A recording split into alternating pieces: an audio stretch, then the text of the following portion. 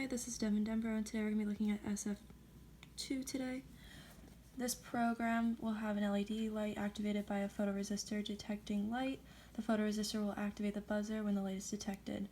If no light is detected, the loop will not run and there will be no lights or buzzer.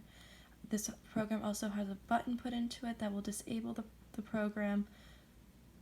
And here's the code. We will verify the code. Plug this in. 10. Hold this. Upload. The code has been uploaded. Now when we take our finger off, it will trip the sensor.